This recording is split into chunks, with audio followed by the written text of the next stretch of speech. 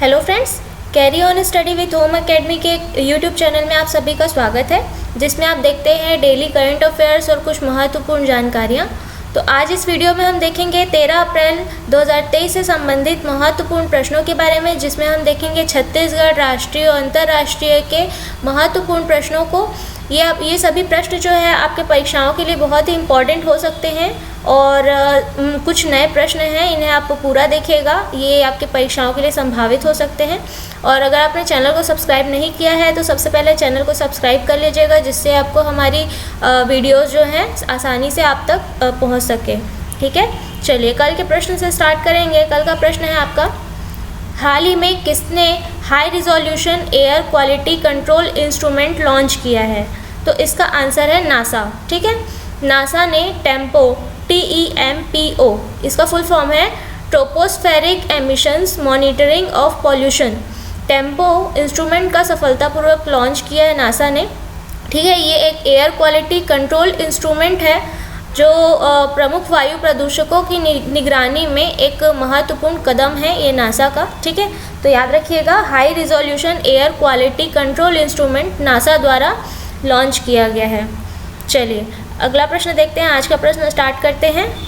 आज का प्रश्न है, हाल ही में national senior women handball championship में रेलवे को कौन सा पदक प्राप्त हुआ है? इसका आंसर है रजत पदक। विस्तार पर बात करते हैं। National senior women handball championship का आयोजन उत्तर प्रदेश के वाराणसी में किया गया था, जिसमें भारतीय रेलवे की महिला हैंडबॉल टीम ने सिल्वर मेडल पाकर जीत हासिल की है। भारतीय रेलवे की विजेता टीम में दक्षिण पूर्व मध्य रेलवे की 4 महिला खिलाड़ी काजल, पंकज, निक्की और मीनू शामिल थे। ठीक है, चलिए अगला प्रश्न देखते हैं। हाल ही में जगदलपुर बस्तर में किस सम्मेलन में मुख्यमंत्री भूपेश बघेल ने घोषणाएं की हैं?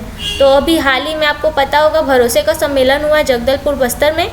ठीक है, इसमें मुख्यमंत्री भूपेश बघेल द्वारा कांग्रेस सरकार के 5वें वर्षकाल के दौरान जगदलपुर में मुख्यमंत्री आदिवासी परब सम्मान निधि योजना के शुभारंभ के अवसर पर मुख्यमंत्री भूपेश बघेल ने कुछ घोषणाएं की हैं।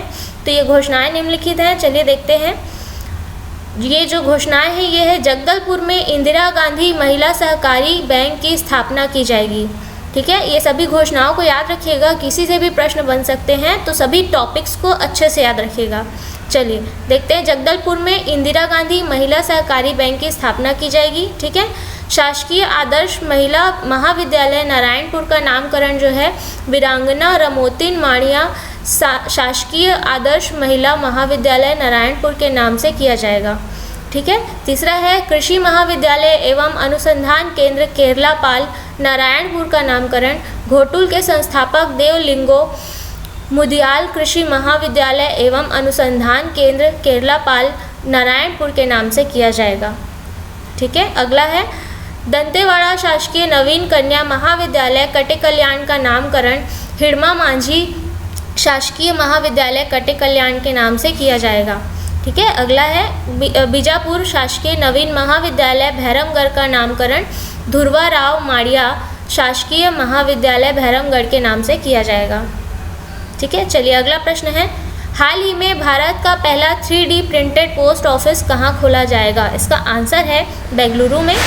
विस्तार पर बात करते हैं इसके। इस पोस्ट ऑफिस को L&T द्वारा बनाया जा रहा है, जिसकी लागत 23 लाख रुपए है, जो सामान्य से 40% कम है।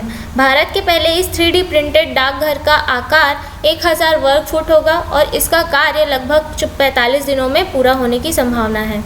चलिए अगला प्रश्न है, हाल ही में कौन पुरुष सिंगल्स में चौथे सबसे बेस्ट रैंकिंग वाले भारतीय खिलाड़ी बन गए हैं? तो इसका आंसर है प्रियांशु राजावत। विस्तार पर बात करते हैं। भारतीय बैडमिंटन खिलाड़ी प्रियांशु राजावत वर्ल्ड रैंकिंग में 38वें नंबर पर पहुंच गए हैं और ये जो है उनके करियर की बेस्ट रैंकिंग है। ठीक है, हाल ही में आपको जैसे कि पहले वीडियो में आपने देखा है कि हाल ही में प्रियांशु ने आर्लियंस मास्टर्स जीता था। ठीक है, जो उनके करियर का पहला वर्ल्ड टाइटल था टूर्नामेंट में। जो ये इसी जो है आर्लियंस मास्टर्स जो जीता इन्होंने, इसी के कारण जो है इनकी रैंकिंग में सुधारा है, जो कि 38वें रैंकिंग में पहुंच गए हैं। पहले ये 58 रैंकिंग में थे।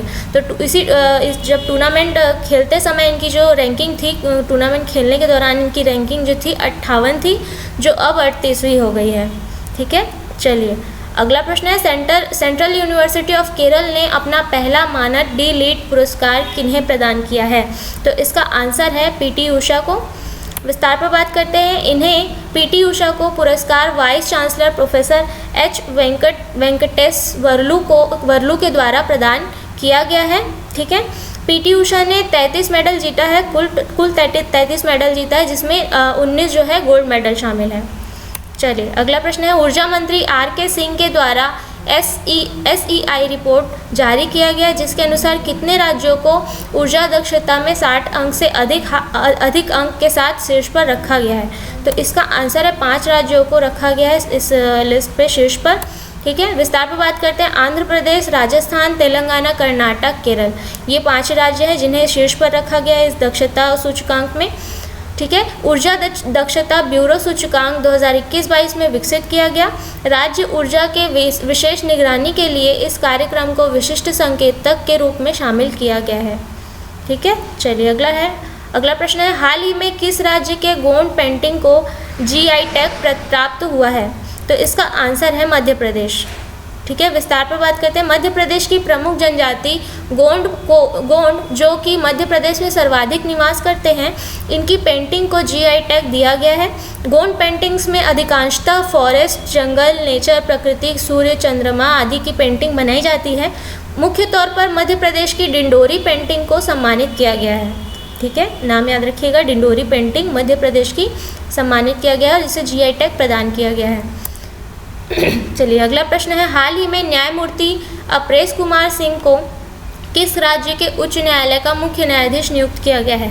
तो इसका आंसर है त्रिपुरा उच्च न्यायालय। विस्तार पर बात करते हैं। जस्टिस अपरेश कुमार सिंह त्रिपुरा उच्च न्यायालय के मुख्य न्यायाधीश होंगे। इससे पहले ये झारखंड के कार्यवाहक चीफ जस्टिस के रूप में कार्य कर चुके हैं।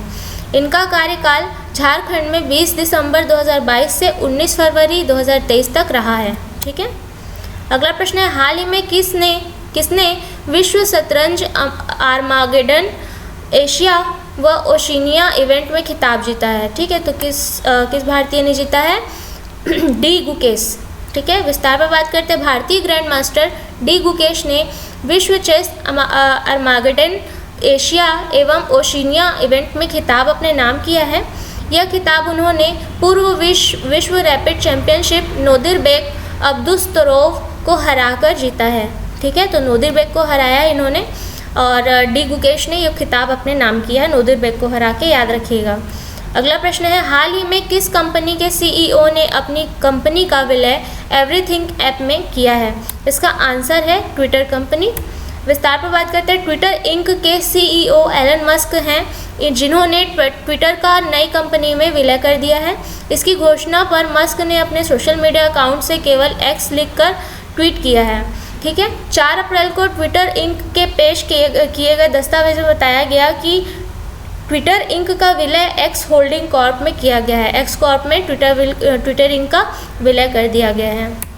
अगला प्रश्न है। हाल ही में विश्व वैक्सीन कांग्रेस 2023 में किसके बायोटेक ने पुरस्कार जीता है? इसका आंसर है भारत देश के बायोटेक ने पुरस्कार जीता है। विस्तार पर बात करते हैं। वर्ल्ड वैक्सीन कांग्रेस 2023 में भारत बायोटेक को वैक्सीन इंडस्ट्री एक्सीलेंस पुरस्कार के हिस्से के रूप में best production process development award से सम्मानित किया गया है।